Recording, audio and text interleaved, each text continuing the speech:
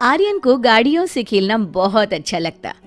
जब भी कोई नई दुकान देखता या कहीं घूमने जाता और वहाँ अगर खिलौनों की दुकान दिख जाए तो बस। मम्मी मम्मी मुझे वो कार चाहिए, येलो वाली। नहीं बेटा, तुम्हारे पास पहले से बहुत सारी है, अब एक भी गाड़ी नहीं। नहीं नहीं नहीं, मुझे चाहिए, मुझे चाहिए।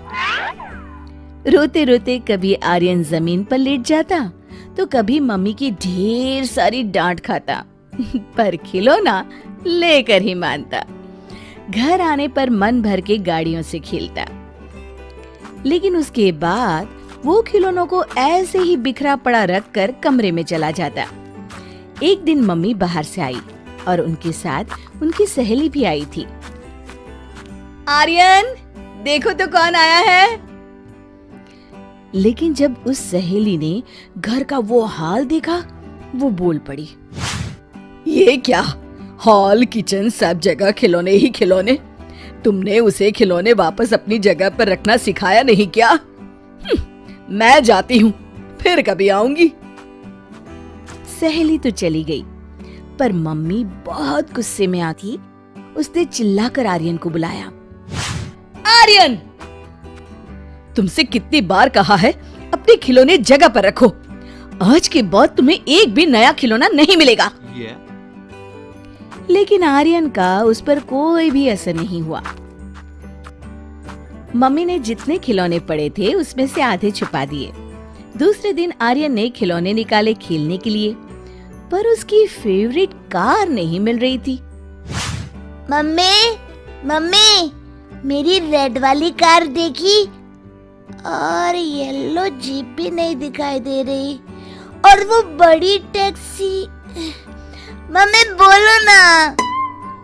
पर मम्मी ने कोई जवाब नहीं दिया। आर्यन बाकी के खिलौनों के साथ खेलने लगा। खेलने के बाद फिर से खिलौने ऐसे ही छोड़कर अपने दोस्तों के साथ खेलने चला गया। मम्मी ने जब देखा तो उसे बहुत दुख हुआ। ये लड़का पता नहीं कब सुधरेगा, कुछ तो करना होगा। और मम्मी ने उसमें से आधे खिलौने फिर छुपा दिए। कुछ दिन के बाद, मम्मी मेरे बहुत से खिलौने नहीं मिल रहे, सच बताओ ना कहाँ है, वरना मुझे नया ला दो। बेटा, मैंने पहले ही कहा था, अब तुम्हें एक भी नया खिलौना नहीं मिलेगा। जो खिलौने हैं उन्हें भी तुम ठीक से नहीं संभालते। तो मेरे पुराने खिलौने तो दे दीजिए। तुम्हें कहाँ वो खिलौने चाहिए? इसीलिए तो जो खिलौने तुम इधर उधर फेंक कर चले गए थे उससे मैंने गरीबों में बांट दिए। क्या मेरे खिलौने गरीबों में बांट दिए?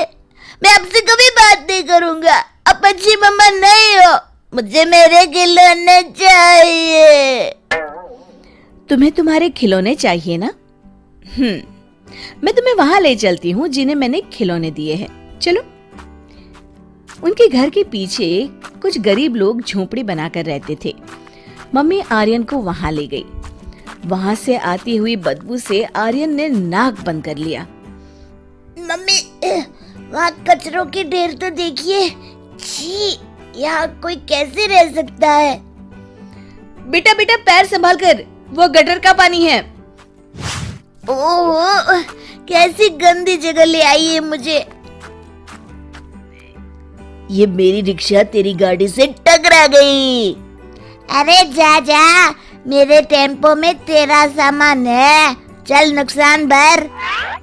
तुम लोगों ने सिग्नल नहीं देखा, चलो मैं पावती काटता हूँ। मम्मी, ये बच्चे क्या खेल रहे हैं? और इनके हाथ में तो पत्थर है।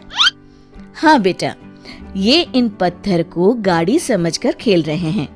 इन्हीं पत्थरों को कभी गुड्डे गुड्डिया बनाकर घर घर भी खेलते हैं, क्योंकि उनके माँ बाप के पास एक भी खिलौने के लिए पैसे नहीं है।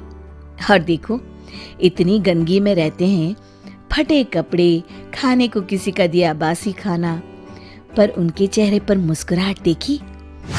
हाँ मम्मा, सब हंस रहे हैं, सब खुश हैं। और तभी बच्चों का खेल खत्म हुआ।